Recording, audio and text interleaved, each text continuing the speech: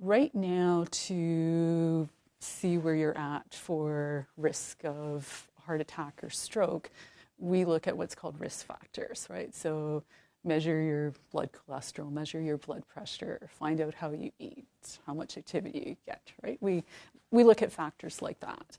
And I mean, that on a large population basis can indicate who's at risk.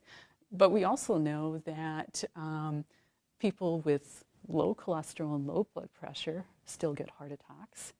And people with higher cholesterol and higher blood pressure, some of those people don't get heart attacks.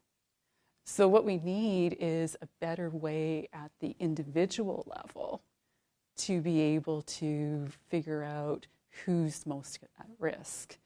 And if we want to really see how the blood vessels are functioning and say whether there's some plaque building up, which is leading to that hardening and narrowing, then there are non-invasive instruments that we can use. So basically, like just putting a probe on your wrist, using some other special cuffs, we can see whether your blood vessels are still nice and elastic, or whether they're starting to get a bit hardened.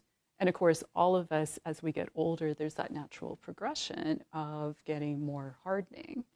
But we know that based on a person's activity, diet, genetics, you can be different places along that curve.